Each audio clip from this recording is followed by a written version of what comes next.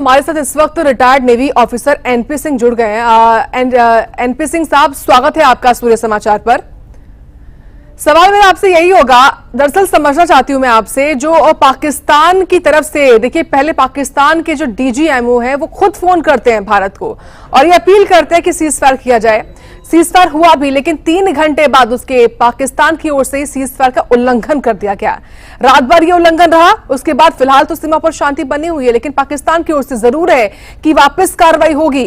वापस पाकिस्तान जो है अपनी जो उसकी हरकतें हैं उससे बाज तो आने वाला नहीं है, तो लाजमी है कि सीजफायर का उल्लंघन पाकिस्तान की ओर से फिर से हो सकता है। ऐसे में क्या समझा जाए पाकिस्तान की इस मानसिकता को, उसके इस कदम को? हम दोहरी नीति?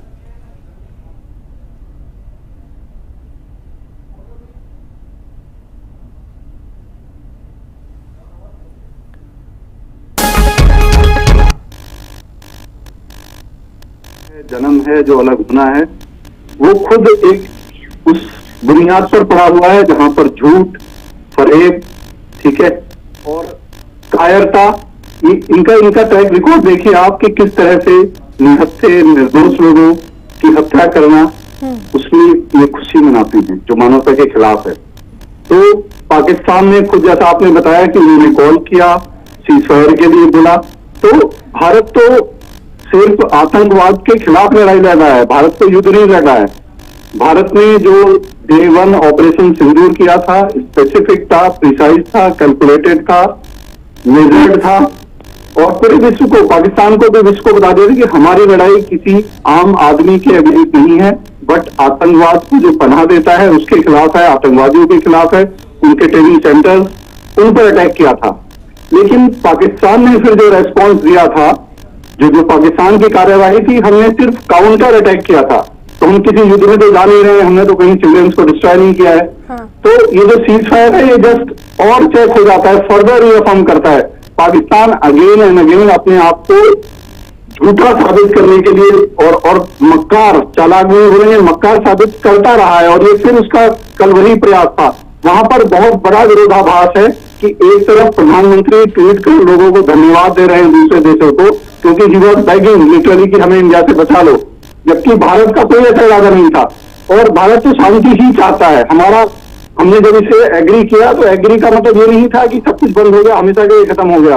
We are fully prepared, we are ready, और कभी भी कोई भी एक्शन होगा, कोई आतंकवादी कार्यवाही होगी, कोई किसी तरह का अटैक होगा, तो ऑब्वियसली काउंटर अटैक किया जाएगा। और इसी तरह भारत अग्रसर है। भारत ने विश्व को पहले भी बता दिया था कि हम तो शांति के पुजारी हैं, लेकिन अगर कोई हमारे निर्दोष नागरिकों को या कोई भी किसी तरह की आतंकवादी गतिविधि करेगा, उसका बेफिटिंग रिप्लाई दिया जाएगा, और हम करते रहे हैं। तो देखिए, पाकिस्तान पर निर्भरता, पाकिस्तान के शब्दों को मान लेना, प्रधानमंत्री कुछ कहते हैं और उनके फौज कुछ अलग करती है। कल हम समाचार देख रहे थे, बैठे हुए थे, डिस्कस कर रहे थे कि जो मौलाना भी सब सही नहीं रहेगा, जो मुल्ला मुनीर है, जो उनका जनरल, वहां खुद डिवीजन है फौज में, बट वो ये जो इसकी जो टीम है, जो गैंग है, ये वाला जो ग्रुप है, ये कभी भी प्रधानमंत्री की बात मानने में कोई इंटरेस्ट नहीं रहे। प्रधानमंत्री क्या ट्वीट करता है और इनका एक्शन क्या होता है, तो ये विरोधाभास जो है ये अपने आप ही नजर आता है हमें पाकिस्तान की कथनी और करनी में, और ये कोई पहली बार नहीं है और हमारे लिए कोई सरप्राइज भी नहीं है। हमें पता है कि पाकिस्तान का क्या कहा है, क्या करेगा, क्या किया है, ये बिल्कुल जग जाहिर है, और अपने आप को एक्सपोज करते जा रहे हैं जैसे जैसे आगे बढ़ रहा है। उनकी एक और चीज है, ये बहुत बड़ा फॉल्स प्रोपेगेंडा। देखिए, जो अमेरिका या इस तरह के देश हैं, वहां पर ये एक्सपेक्ट नहीं किया जाता है कि पॉलिटिशियन भी या उतने सीनियर लेवल पे भी ब्लाइंड झूठ बोलेंगे, ठीक है, they trust the people. But यहाँ क्या है, पाकिस्तान का इतिहास क्या है कि झूठ बोलने में भी माहिर हैं, दुष्प्रचार करने में भी माहिर हैं। कितने उन्होंने ड्रोन अटैक किए हैं भारत के ऊपर, कितने हमले किए हैं। भारत ने 100% को काउंटर किया है। हमारा कोई भी एयरपोर्ट, कोई भी जगह वो डिस्ट्रॉय नहीं कर पाए हैं उन्होंने, कश्मीर से लगाकर और गुजरात तक हर जगह प्रयास कर लिया, पूरे राजस्थान में, पंजाब में इतनी जगह पर, जम्मू के सभी बॉर्डरिंग डिस्ट्रिक्ट में हर जगह कोशिश कर ली, चंडीगढ़ तक, दिल्ली तक को टारगेट बनाने की उन्होंने कोशिश की।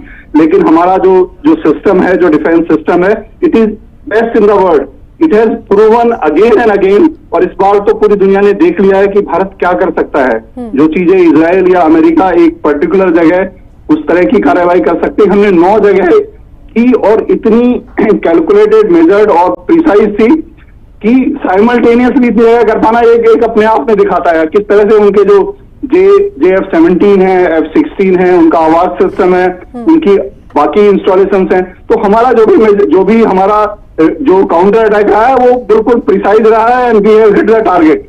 बट पाकिस्तान ने जो है कभी भी अपनी चीज को माना नहीं है। और देखिए हम तैयार हैं, और सीज फायर का मतलब नहीं है कि सब कुछ खत्म हो गया, बंद हो गया, हम तो थे ही उस लाइन पर। जी सिंह साहब, एक और चीज देखिए, जिस तरीके से पाकिस्तान की ओर से पहले DGMO जो है वो फोन करते हैं, सीज फायर की बात कहते हैं, उसके बाद पाकिस्तान का जो ऑल वेदर फ्रेंड है चीन, उसकी ओर से देखिए चीन विदेश मंत्री वांग ही जो है वो फोन करते हैं NSA अजीत डोभाल को, और वो स्थायी युद्ध विराम की अपील करते हैं। तो पाकिस्तान और चीन जो ये परसेप्शन क्रिएट करने की कोशिश कर रहा है दुनिया के सामने कि हाँ हमारी तरफ से पहला जो कदम है वो उठाया गया है शांति का, वो क्या दिखाता है? देखिए दुनिया में जो कुछ देश हैं वो दुनिया की में एक तरह से दादागिरी, अपनी सुप्रीमेसी स्टैब्लिश करना चाहते हैं। चीन का जो रवैया रहा है कुछ दिनों तक तटस्थ रहा, क्योंकि वो भारत से डायरेक्ट कोई कन्फ्रंटेशन मोल नहीं लेना चाहते हैं, वो बिना लड़ाई के युद्ध जीतने वाले हैं। और क्योंकि चीन का जो हम रवैया देख रहे थे और जो शिफ्ट देखा है, ठीक है, दिखाना कुछ है, करना कुछ है। कहीं ना कहीं जब US के प्रेसिडेंट ने, वहां के विदेश मंत्री ने जब ट्वीट कर दिया है और यहाँ के पाकिस्तान के प्रधानमंत्री उन्हें धन्यवाद दे रहे हैं, आप देखिए उसके बाद चीन का रिएक्शन किस तरह से आया है, इस पर भी चर्चा हो रही है। देखिए कई चीजें होती हैं जो हो रहा है और जो एक्चुअल है, जो हमें दिख पा रहा है और जो एक्चुअल है, उसमें बहुत अंतर हो सकता है। तो कहीं ना कहीं जो US और चाइना का जो कोल्ड वार है, ठीक है, अब इस समय जो कन्फ्रंटेशन है दुनिया में सुप्रीमेसी की, in terms of economy, in terms of financial, in terms of even military, ठीक है, मिलिट्री माइट रशिया और अमेरिका है, बट थर्ड नंबर डेफिनेटली चीन का आता है and somewhere fourth we are, ठीक है। तो ये टॉप 4 कंट्री है, बट जो टॉप 2 की लड़ाई है, क्योंकि अमेरिका की तरफ पाकिस्तान जाता दिखाई दिया, चाइना को वो एक्सेप्टेबल नहीं था। उन्होंने जिस तरह के स्टेटमेंट दिए वहां के विदेश मंत्री ने, और जिस तरह से जो बातचीत हुई है, एक तरफ दिखा रहे हैं कि हम परमानेंट युद्ध विराम चाहते हैं और दूसरी तरफ कह रहे हैं कि हम पाकिस्तान के साथ हैं। इट मीन्स वो भी चाहते हैं कि इंडिया इंगेज रहे। हाँ। अब तक चाह रहे थे कि हम सामने ना आए, लेकिन जब US का दखलंदाजी नजर आई तो उन्हें लगा कि ये श्रेय अमेरिका को क्यों जाए, ये श्रेय तो चाइना को मिलना चाहिए कि हम शांति चाहते हैं। तो देखिए चाहते कुछ और है, करते कुछ और हैं। और देखिए आज भारत ना किसी की सुनने वाला है, इस तरह से ना किसी से प्रभावित होने वाला है। भारत लड़ाई के बिल्कुल पक्षधर नहीं रहा है, लेकिन आतंकवाद के प्रति हमारी जो जीरो टॉलरेंस है वो जारी रहेगी, और उसके लिए जो भी हमें करना पड़ेगा हम करेंगे। हमारी जो सरकार है जो भी करती है बहुत सोच समझ कर करती है। भारतीय सशस्त्र सेनाओं ने प्रूव कर दिया है पूरे विश्व को कि we are now in the top. हमारे पास सारी कैपेबिलिटीज हैं, हम किसी भी अटैक को 100% काउंटर कर सकते हैं, कर रहे हैं। पिछले 3-4 दिन में आप देख ही रहे हैं, सभी देशवासी देख रहे हैं, पूरा विश्व देख रहा है कि हमारी जो भारतीय सशस्त्र सेना है कितनी प्रोफेशनल है। Man behind the machine, the quality of machine और टेक्नोलॉजी, चाहे हमारा इंफॉर्मेशन हो, चाहे हमारा इंटेलिजेंस हो, हमारी आर्मी, नेवी, एयरफोर्स, स्पेस, हम अंडर वाटर से और स्पेस तक we hold the supremacy, we hold the power. मैं आपके माध्यम से समस्त देशवासियों को आश्वस्त करना चाहता हूं कि हमारी arm forces, we are proud of them, the way they are always on alert, और एक भी अनहोनी किसी भी जगह नहीं होने दी है।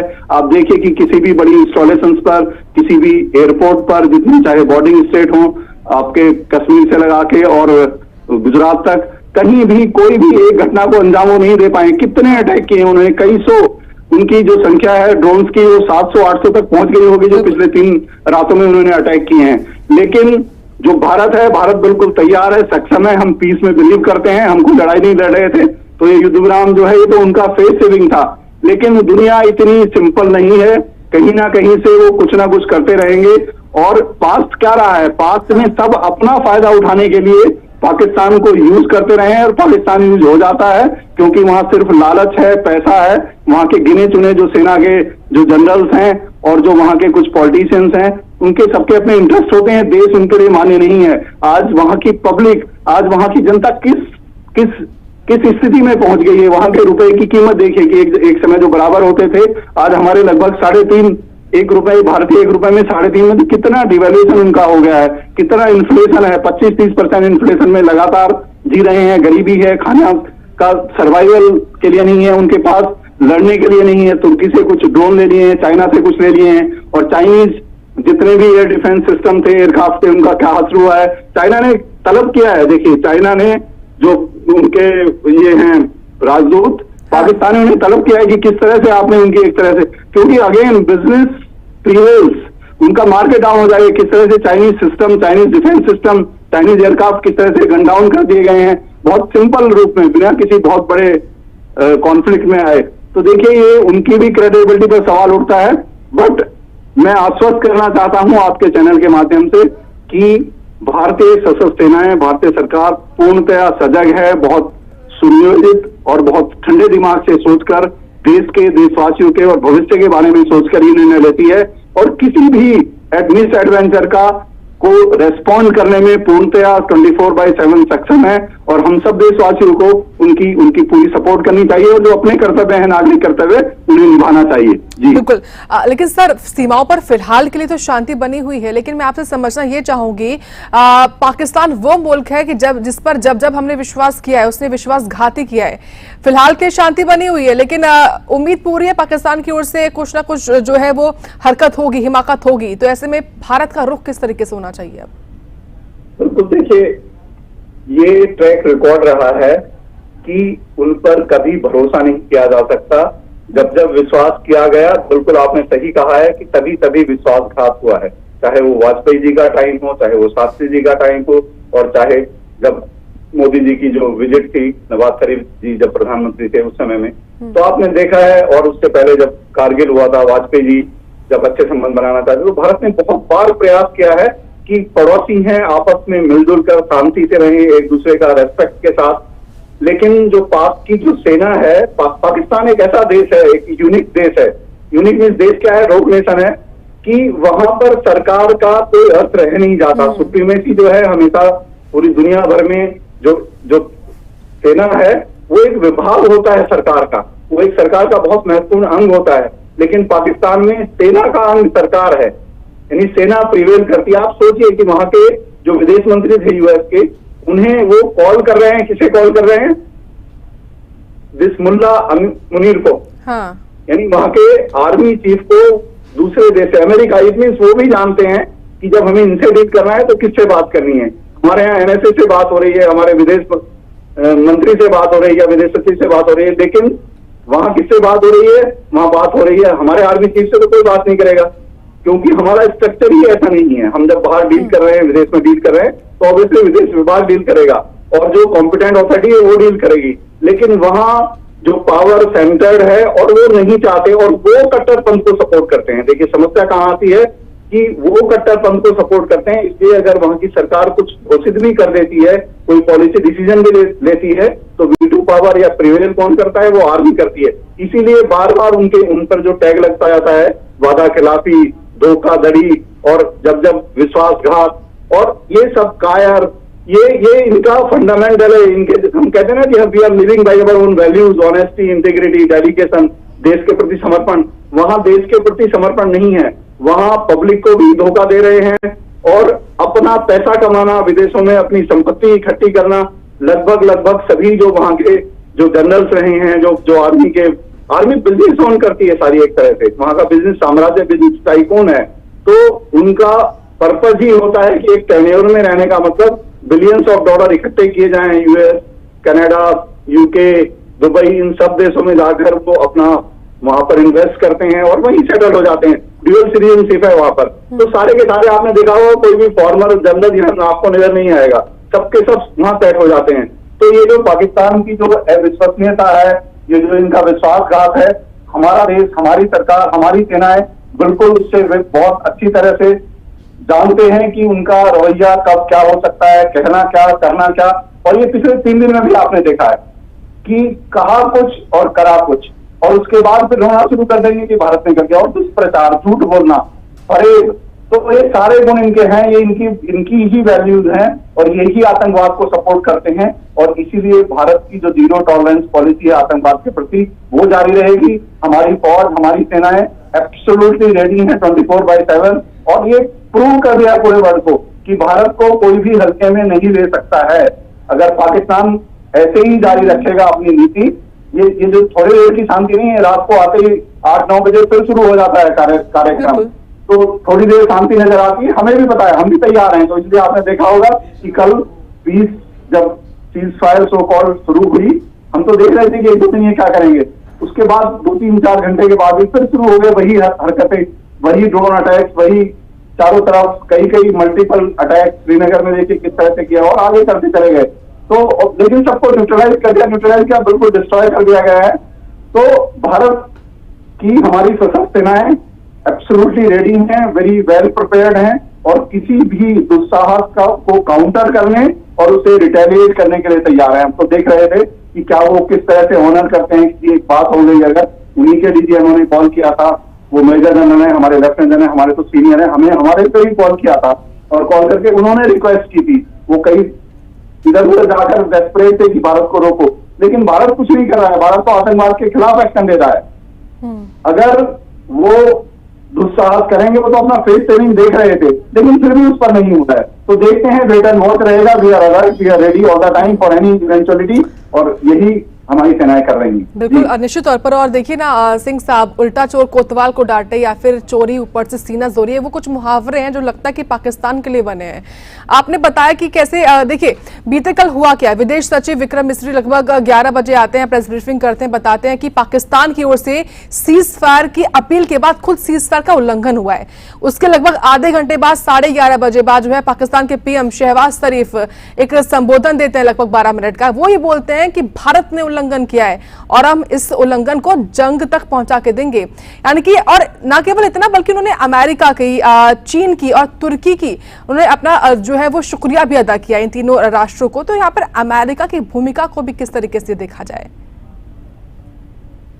देखिए, अगर आप टोटल में देखेंगे तो just if you go back to 99 to 71 to 65, और जब कॉन्फ्लिक्ट रहे हैं, ठीक है, आपने देखा होगा कि ऑलमोस्ट यूरोप, कंप्लीट यूरोप और यूएस, वो किस तरफ होते थे? वो पाकिस्तान के सपोर्ट में होते थे, डायरेक्टली और इनडायरेक्ट। आपने देखा होगा कि 71 में यूएस की फ्लीट आ गई, 7 फ्लीट हमारे बे ऑफ बंगाल में आ गई। लेकिन अब आपने देखा होगा कि जियो पॉलिटिकल सिचुएशन में, पावर में कितना बड़ा चेंज आ गया है। आज हम कहाँ स्टैंड करते हैं? जब हमने आतंकवादी अटैक किया, जो हमने स्ट्राइक की थी, प्रिसाइज और मेजर स्ट्राइक, ऑपरेशन सिंदूर डे 1, पहले भी बता दिया था लोगों को, और करने के बाद भी ब्रीफ किया था। तो किसी भी देश ने भारत को ये नहीं कहा कि आपने गलत किया है, क्योंकि आतंकवाद से सभी प्रभावित हैं। अब देखिए, जो पुराने संबंध होते हैं, जो पुराने इंटरेस्ट होते हैं, पहले अमेरिका का इंटरेस्ट पाकिस्तान के साथ काफी वर्षों से था अफगानिस्तान में, लेकिन ट्रंप साहब के पिछले एडमिनिस्ट्रेशन आने के टाइम चीजें बदलनी शुरू हो गई, और अगली सरकार बदलने तक वहां पर धीरे धीरे सारा वहां से पुल आउट हो गया, तो वो इंटरेस्ट भी खत्म हो गए। इनफैक्ट जब पिछली बार जब ट्रंप आए थे और मोदी जी थे, तो इन सब चीजों पर बहुत सारी एड तो आती थी, बहुत कुछ होता था, पाकिस्तान को एक्सपोज किया गया और काफी कुछ बंद करा दिया गया था। तो ये भी बड़ी बड़ी शिफ्ट हैं, जो पाकिस्तान इकोनॉमिक डाउन टर्न की तरफ जा रहा है लगातार, डे बाय डे। उनका लोन, उनका कर्ज बढ़ता जा रहा है, उनका के पास फॉरेन एक्सचेंज रिजर्व है ही नहीं, 8-10 मुश्किल से 8-10 बिलियन है, और वो भी कर्जे लेकर, और कुछ सऊदी से लेकर, कुछ यूएई से लेकर, कुछ चाइना से लेकर वो रख लेते हैं ताकि उन्हें कुछ और IMF से मिल सके। तो ये जो हालात रहे हैं, हम पास में हमने देखा है कि एक शिफ्ट काफी बड़ा हुआ। यूरोपियन यूनियन को आपने देखा है कि किस तरह से भारत में उन्हें सबको आईना दिखाया है कि आप वास्तविकता से कितनी दूर हो। वो अपने इशू को तो ग्लोबल इशू समझते हैं, बट दूसरे के इशू को नहीं समझते, और अपने पुराने चश्मे से जो 2-3 ईयर 100 ईयर्स का जो एक चश्मा लगाया हुआ है कि कॉलोनियल रूल वाला, वो समझते कि हम ही सही है, हम ही आगे, हमें ही पता है। लेकिन जब अब उन्हें एहसास करा दिया गया कि भारत जो है ये 200-300 साल वाला भारत नहीं है, इस भारत की संस्कृति, सभ्यता, इसकी इकोनॉमी ये कई हजार साल की है, दुनिया की सबसे पुरानी संस्कृतियों में से एक है, and it has been the power house of the world, it has been the education hub of the world. तो हर तरह से, चाहे वो अरबिक देश हो, चाहे वो यूरोपियन कंट्री हो, चाहे वो अमेरिका हो, सबको इस बात को समझा दिया गया है। तो आपने देखा होगा कि धीरे धीरे शिफ्ट आई है। हमारे विदेश मंत्री ने भी स्पष्ट कर दिया था कि हमें किसी की प्रीचिंग नहीं चाहिए, हमें पार्टनर चाहिए आतंकवाद के खिलाफ लड़ने के लिए। ये भी मैसेज बहुत क्लियर था। इसी तरह से अब जो यूएस ने किया है, देखिए जो 7 बिलियन वाली जो एड इन्हें ऑलरेडी सैंक्शन थी, जिसकी एक इंस्टॉलमेंट अब रिलीज हुई है, संभवतः इतना समय नहीं था कि इसका विरोध करके उसे बदलवा सकें, क्योंकि वहां भी हर जगह वोटिंग सिस्टम है। और ये जो वर्ल्ड वार 2 के बाद का जो जियो पॉलिटिकल सिस्टम यूएनओ वाला चला आ रहा है, हालांकि यूएनओ इर्रिलेवेंट है, वो किसी आज तक कोई युद्ध रोक नहीं पाया है, ना किसी शुरू होने वाले को रोक पाया है, ना और हो गया तो भी नहीं रुकवा पाया है। तो रिलेवेंट सिस्टम है, बट उसमें जो भी चला रहा है voting system, it doesn't favour us at all as on now, क्योंकि उसमें जो कंट्रीब्यूटर रहे हैं, जो मेन कंट्री हैं, जो टॉप 5, 6, 7, उनका ही ऑलमोस्ट 40% वोटिंग पेयर होता है। तो वो ही उसकी डायरेक्शन, सबसे ज्यादा यूएस का उसमें वोट वैल्यू होता है, तो वो ही डिसाइड कर लेते हैं और दे देते हैं। तो देखिए वो समझते रहे हैं कि ह्यूमैनिटेरियन एड हम कर रहे हैं, ये क्राइसिस है, इसमें पैसा जाएगा। बिल्कुल। और आज